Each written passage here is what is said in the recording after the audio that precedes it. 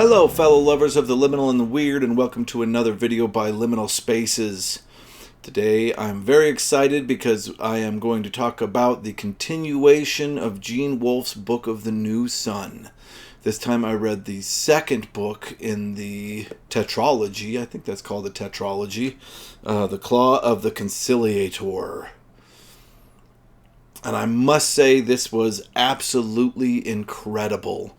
It's very hard to give a synopsis of this because, in my opinion, this is one book, but it's so thick we're reading it in parts. That's the way I had to learn to look at this from the first book. And so this is 1/4 of a book that we're talking about, and it's the second quarter, and truly it begins exactly at the moment that the other one left off. So it really is truly just a continuation, and I feel that the third book will take off right where this one stops. But we are continuing to see Severian's journey towards Thrax, but this time he goes to a number of places that are incredibly important to this new Earth. I am going to be doing a deep reading of this novel, but this time I'm doing it with Virgil over at Literally Books. So he's going to be joining us here on the channel to talk about this book with me, which I'm really looking forward to. So you can expect that in a few days. And that's where we'll really be deep diving into this. So if you've read this book with us, that's the video where you'll see us talk a lot about it. But I wanted to give just a quick review. The first novel in this series is very difficult.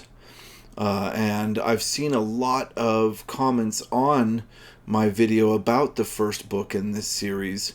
A lot of people that say it's the most brilliant writing ever and you should totally continue reading.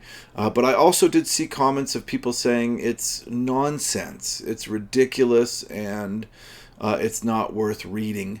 And after I was done with the first book, I was super confused and somewhere in between those two places.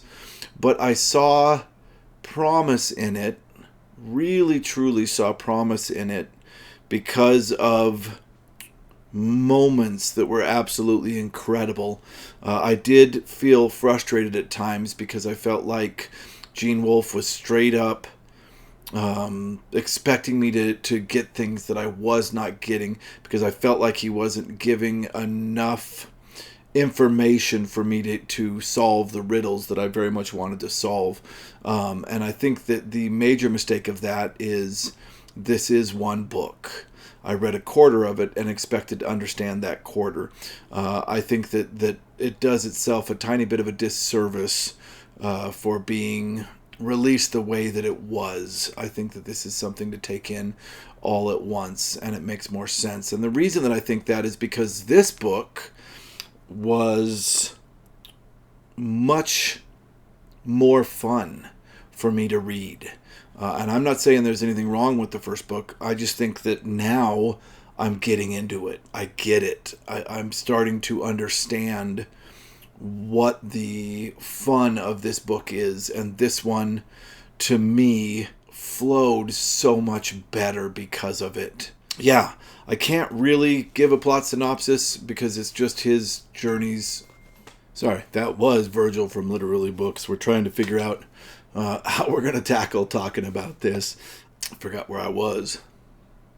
I guess, yeah, I think I was talking about how episodic this was and how hard it is to give a plot synopsis.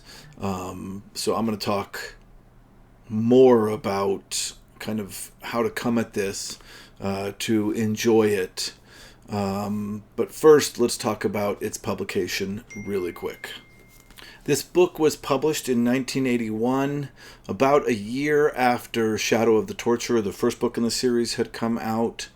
And, of course, a year later, the third book came out, which I've been told, and so far this seems to be the truth, that each book you go in this series is better than the last. It just gets better and better.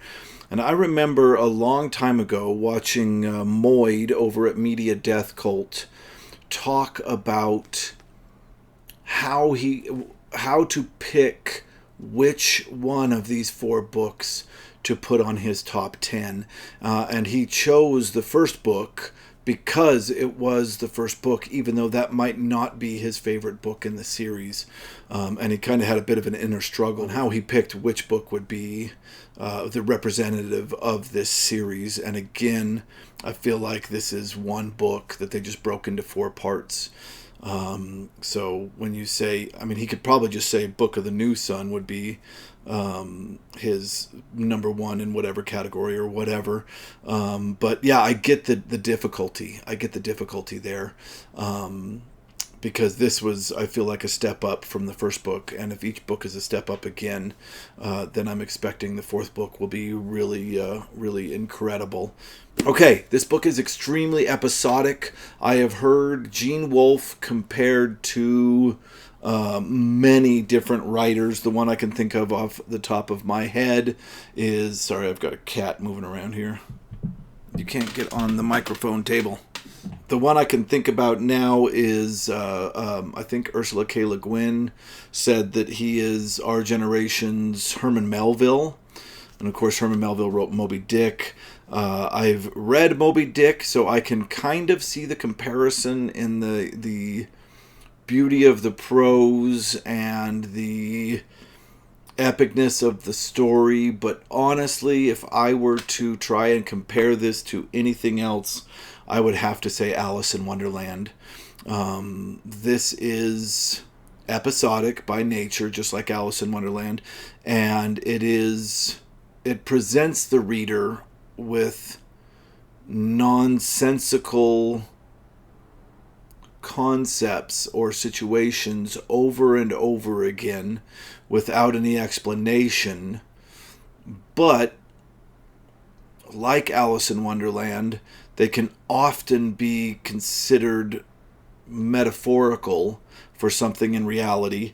I think of the Caucasus race, of course, in Alice in Wonderland. But in this case, instead of being metaphorical for something in reality, they are living in our reality, and not in our particular reality, a far future reality. Sorry, spoiler alert. I assume that everybody that's watching this has read the first one and is starting to get what's going on here.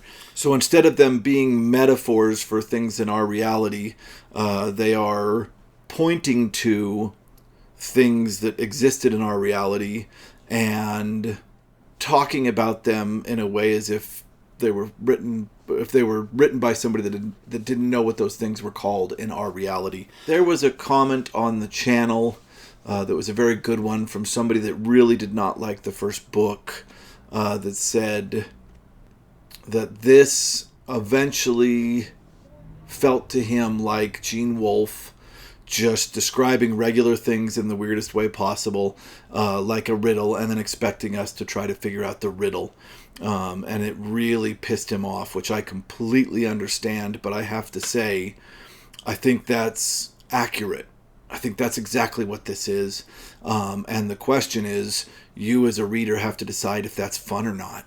And to me, it's really, really fun. I love it. It's crazy.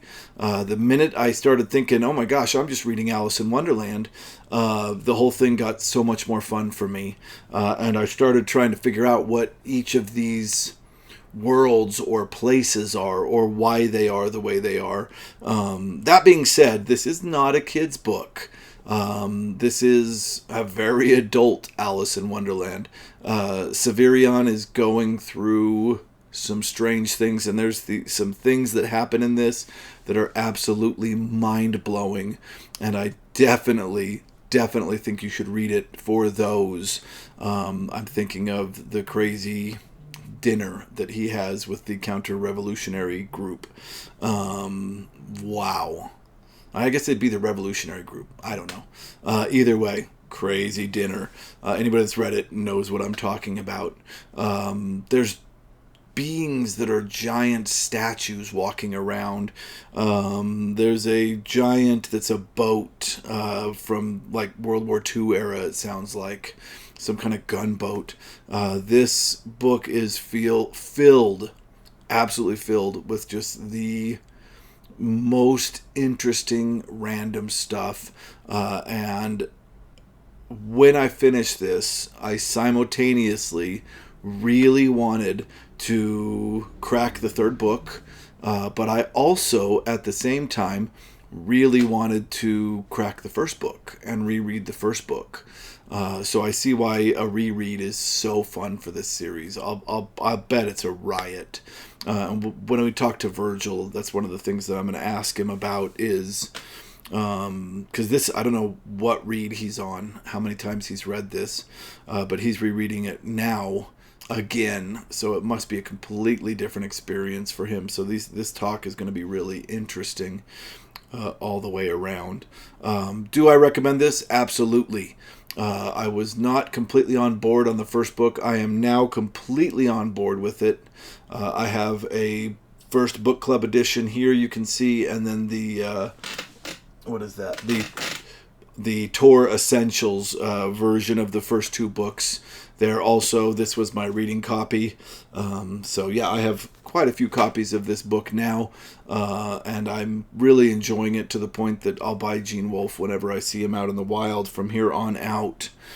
So yes, I do highly recommend that you read this. If you'd like to talk about it in depth or watch us talk about it in depth, you can expect Virgil and I's video about this up in a couple of days.